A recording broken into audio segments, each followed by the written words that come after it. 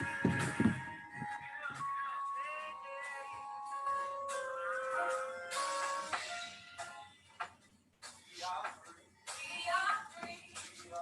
right, y'all come on in, come on in.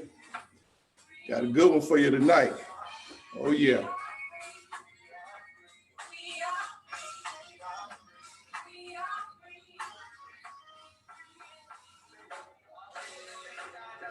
Give y'all a little time to come on in. Go ahead and start that watch party. Y'all know what to do. Come on. Let's get some people along here. Let's make this thing happen tonight. Yeah, we're gonna talk about Black Lives Matter perspective about fatherhood. Yeah, we're gonna see if we can do something bit about that and speak against it and speak the truth on Truth Revolution. Oh yeah. Come on in, come on in. Yeah.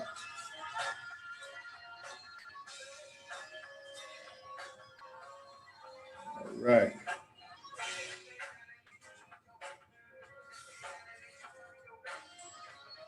You got a little time to come on in. Yes, yes, yes.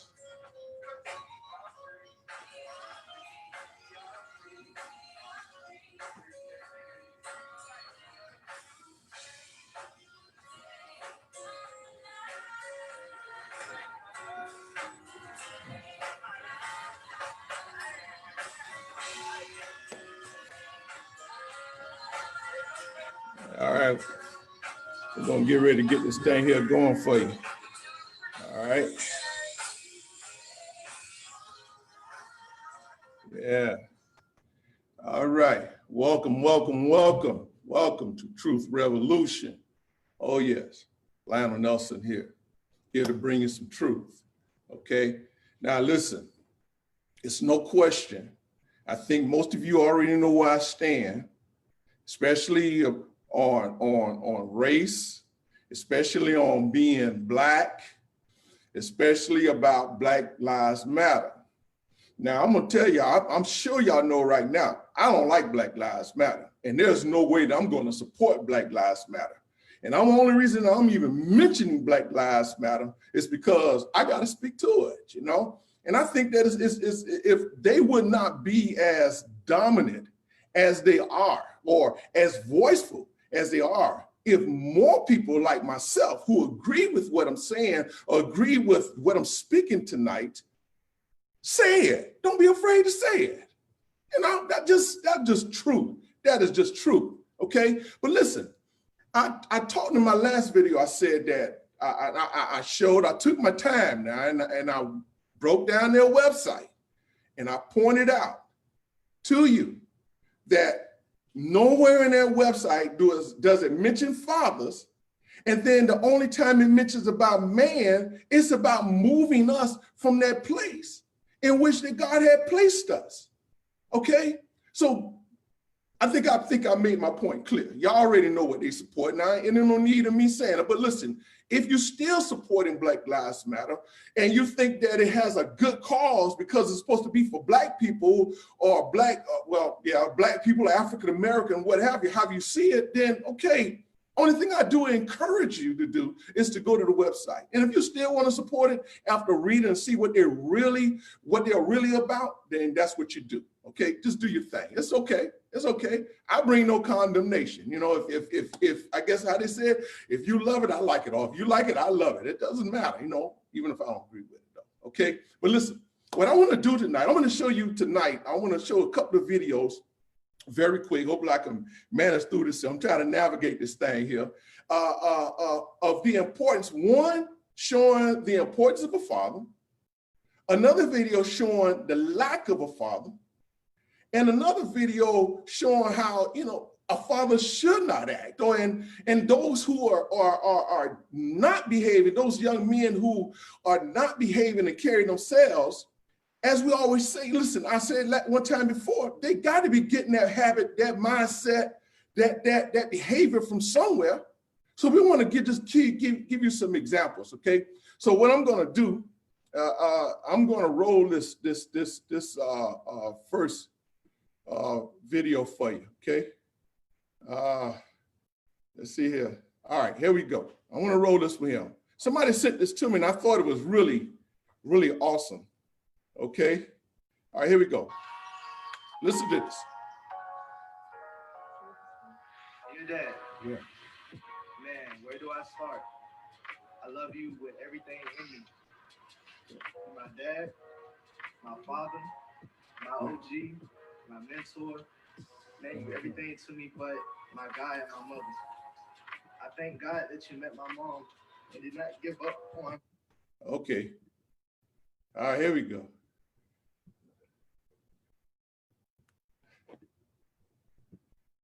Gotta start again. I'm new at this, y'all.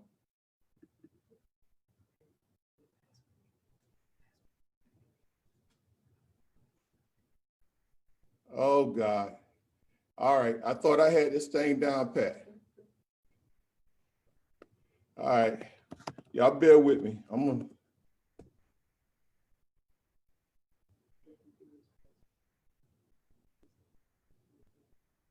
All right, oh boy. I apologize, y'all. I'm gonna try this again, okay? I'm gonna try this again. I wanna share that. I was on the road. Okay, here we go. Here we go. That's what it is. You know, us wiser folks trying to get used to this technology.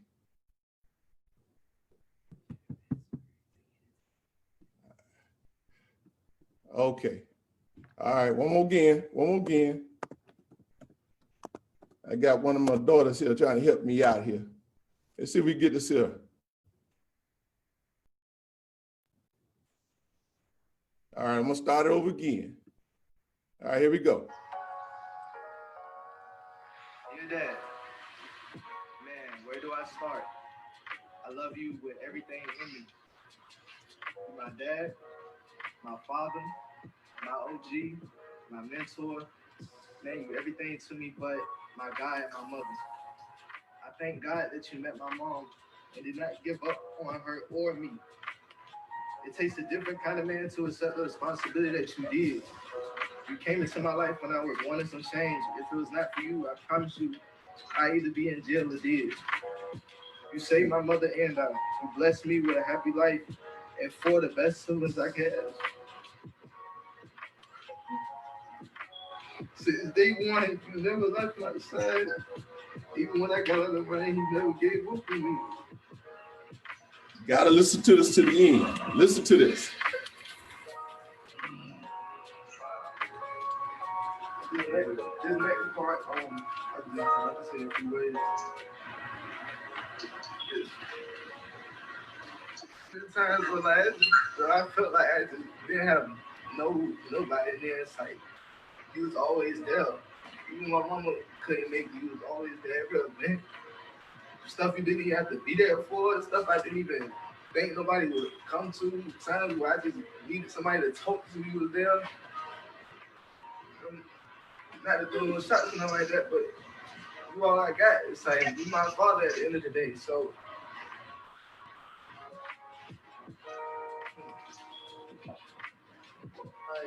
I'm ready to say this, and I want you to adopt me as your own. I have, along with everyone else, seen you as my father and the #1 male role model in my life. Now you adopted me, you will also become my legal father in the eyes of the law. You have earned all credibility, but man, I become.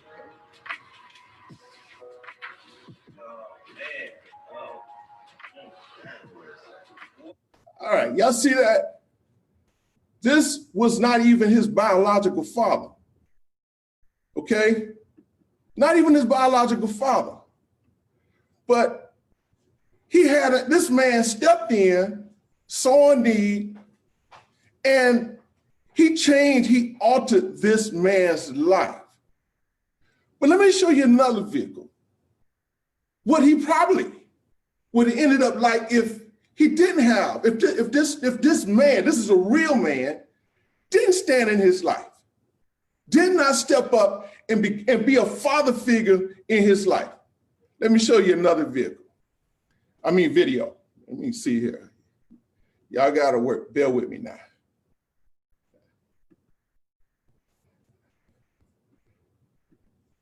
All right. One of these days, I'm going to have this down pat, y'all. I'm young at this here.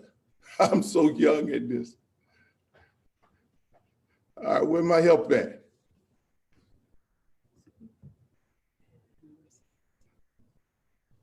Oh, God. Nah. Yeah. Okay, here we go. I think this is it here. Yeah. Here we go. Now look at this here. Now I gotta stop back this because I want y'all to see something. Now watch this now. Watch the young man in the far right hand corner. See how he threw something at the man? He threw something at this white man. I don't know what's going on, and I can't speak to that. But this was the reaction. Look at this. Look at this. Really? Why he get, what caused him to do that? Why? Beat this man. Now, can you imagine? I want to just get out of that right there.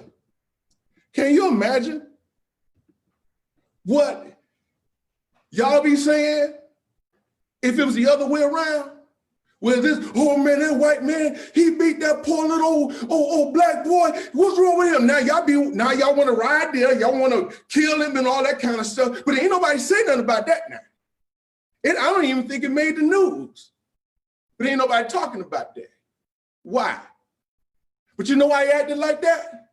Because he ain't had no man. He ain't have a man in his life. I don't know why he has a father, but apparently either his father taught that to him, instilled that in him, or he just, his father's not there. So then what he do? Like most young men that grew up without a man or a father figure in their life, they try to learn how to be a man on their own. So anything that looked like a man or looked like a father, they want to gravitate to it and they take on those characteristics. They take on that mindset. He take on that attitude. So then the minute, then it's obviously, he don't like white men. He don't like white people. It's obvious. It's obvious. So now you see Black Lives Matter. What you get when you do have a father in the house, and what you get when you don't have a father in the house. That's what you get. But now, I'm gonna play one more video, and that's gonna be it. Then we're gonna move on, okay? Because I gotta show you this. Now, and I'm searching through YouTube, and then I happen to see this post. and I'm like, what? This is what Black Lives Matter want us to be like. This is how Black Lives Matter want us fathers out there, y'all real men, I know I got some fathers out there, some brothers that stand with me, that agree with what I'm saying. You stand up and you be a man. You father your children. You're not afraid of that. And you realize the importance of why you need to carry yourself in the right way, because you don't want your son or even your daughter to be a negative statistic. You don't want that. You want them to be positive. You want them to be an asset to humanity, not a liability, not a thug.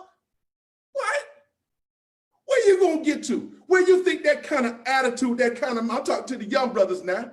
Y'all young men, y'all wanna be gangster. My pastor said one day, if your mama's still dropping you off to school, you ain't a gangster. I thought that was cute. I thought that was funny, But check this out. That ain't gonna get you nowhere. That will not get you at the table of people, of men with authority, men who has authority, men who can do things. That kind of behavior not gonna get you there where you can make a difference in your family, in your community. But this is how Black Lives Matter want us to act. Let me roll this film here. This is where they want us to act. Now, I'm telling y'all now what I did. I had to clean this up, y'all. I had to clean this up. And now this is the clean. When I say this is the clean version, this is the clean version. Okay? Oh, man. Wow. Hey, I was standing over here burning up because I was telling Marquis, somebody got to tell these white people out here that there was a public hanging in Duluth, Minnesota, and there was an audience, and the audience had grandkids, and there they go, over there, come on back out with your Blue Lives Matter shirt, and I mean that. Let me tell you about Blue Lives Matter.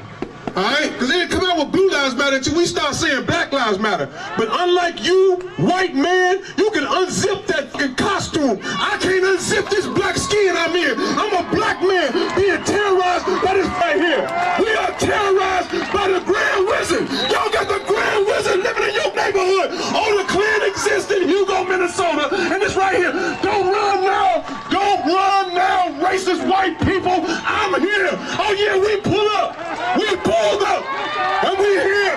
Come on over here with your Blue Lives Matter sign. Blue Lives. And if people in Hugo don't support black people, Hugo, Minnesota. I meant to say that.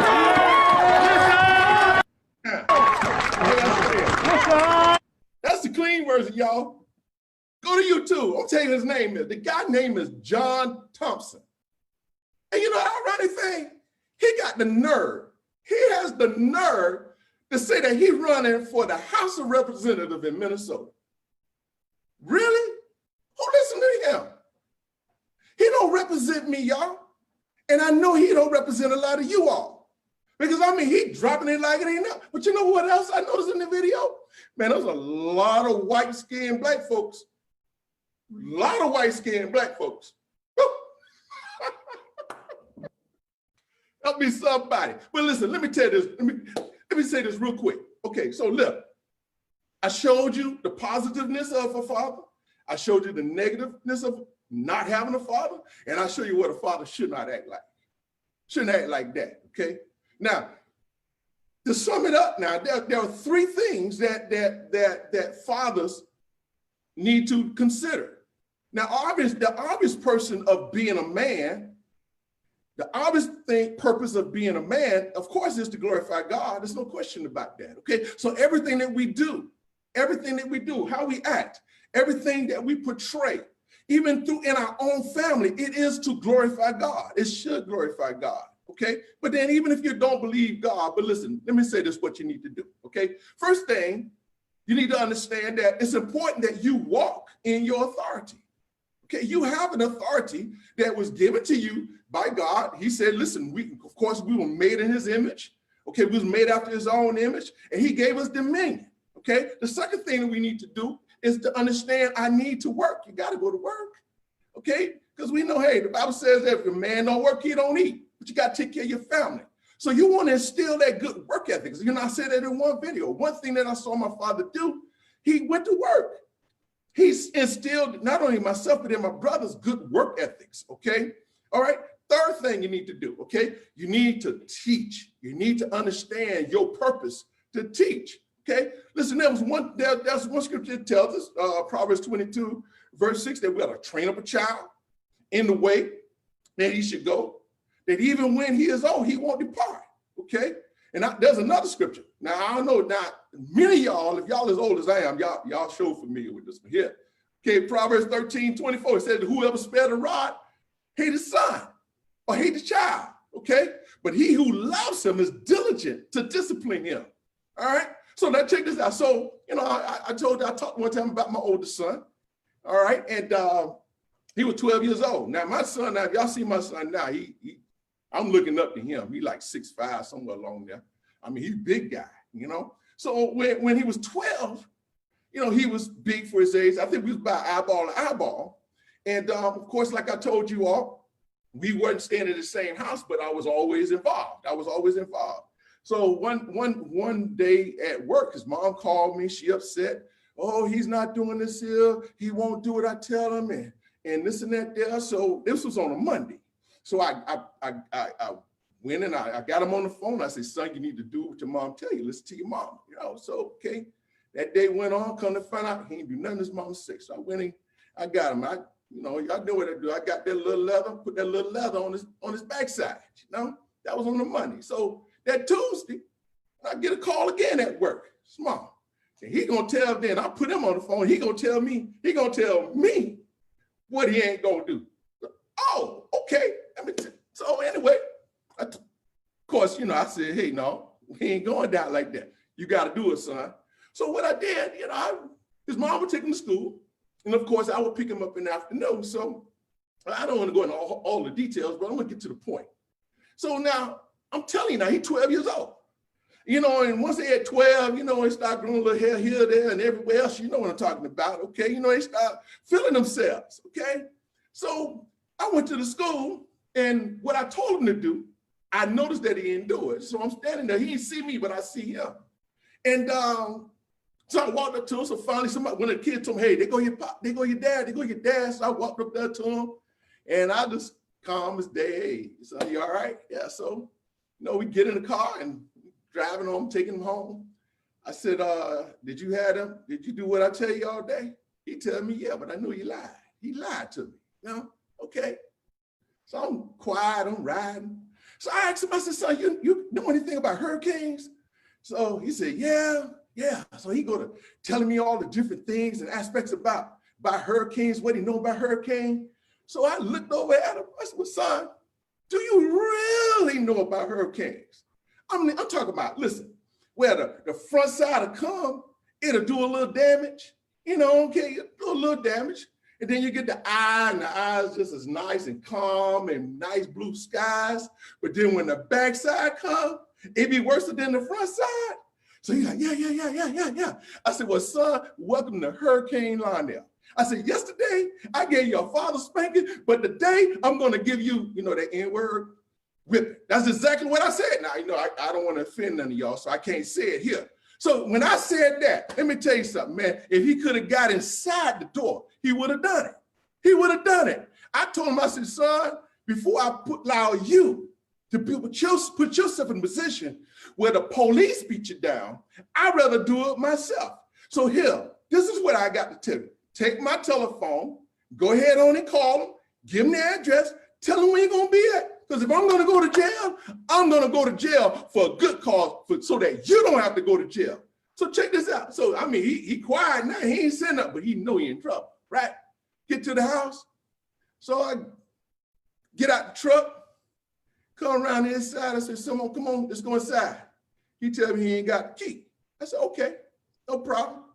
We can do it out here. So I opens the door. I open up the door so he gets out the truck. And when he gets out the truck, he stand up and square up to me. I'm like, oh, you're a man now. Oh, okay. So now let me back up now. Now, he got where he wasn't listening to his mom. He wasn't listening to his grandmother. And he wasn't listening to his father, his grandfather. So the way I was looking at it, I was his last resort. I'm like, no, we got to put an end to this. We can't allow this to continue. We got to put an end to this because guess what? You're going to respect authority. I don't care how, whether you like it, dislike it, or whatever, you're going to respect authority. And I got to say, that's what's wrong with a lot of our young people today. They don't respect authority. They don't even respect us as adults. I remember a time an adult walk up to a child, they quit cussing. Now they'll cuss you, keep on cussing, say what they're going to say, and then you dare you to say something back to them because if you do, they're going to cuss you out too. They cuss, but don't y'all try me like that. That's all I got to say. But anyway, back to my son. So anyway, he gets up, he steps out the truck, squares up. I said, so, oh, you're a man now. So I backed up, pulled my belt off my pants. So whereas I was gonna, you know how y'all look, I'm old school, y'all, ain't no question about it. You know, I was gonna put it on this, like this here, you know? Okay, but when he, you know, squared up with me, so I saw him, I said, oh, okay, young man, well, let me show you how they do it in the street. I took that belt, wrapped it around my hand. I sure did. I wrapped it around my hand before you know it, I clapped him with it. Bam! And I mean, I worked on his rump. I worked on him real good till he got away from me somehow or another. Then you know what he did? He had the nerve to run. He had the nerve to run. I said, okay, well, son, I'm gonna tell you what my daddy told me. You can run all you want, but you gotta come back home. Told him just like that.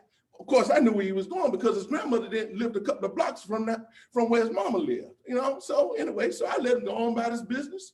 And when I figured he there, I took my little time and went to the house, went to his grandmother's house, and she met me at the door. Calm down, Lionel, calm down, Lionel, calm down. Oh, what happened? I said, no, I'm good, I'm calm, I'm good, you know. Anyway, I walked in the room. He was in her bedroom, and he's sitting on the side of the bed, just shake it, just shake it, just shake it. So I sat down and I talked to him. He was 12 years old. I never had to touch him again. Never had to say another word anything to him again. Like I told y'all, never been to jail, never been in trouble with the law.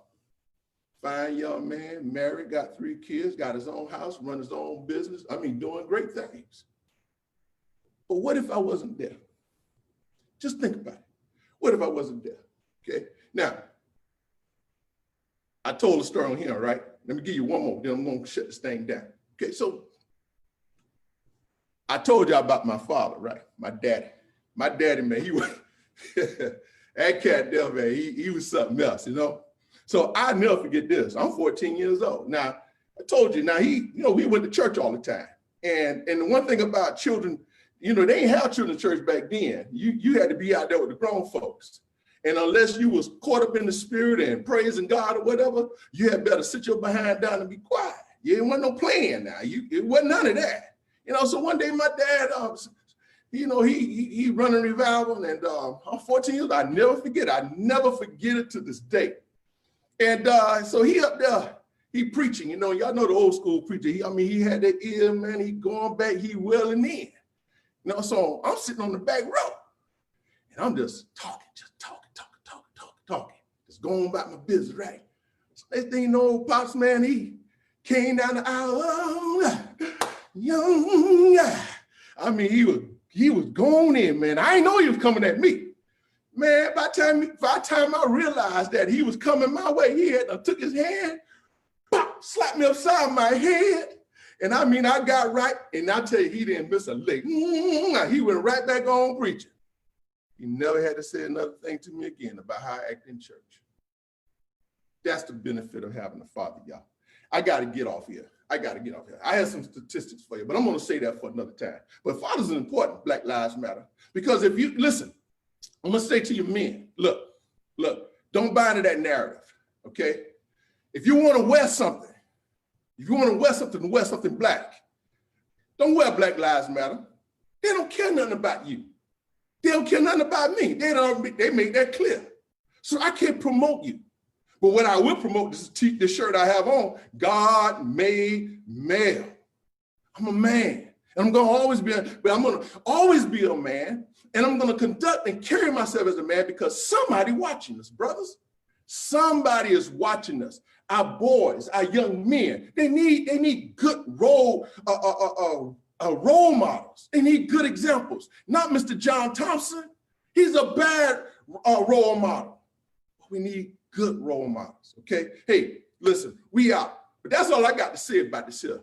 I know some great men. I can call them off right now. Listen, there's another man, I was thinking about him the other day, as I was thinking about what I was going to talk about tonight. And I gotta mention his name because I'm gonna tell you right now that there was a lot of things that even from him that I watched him, how he treated his wife and how he treated his girls.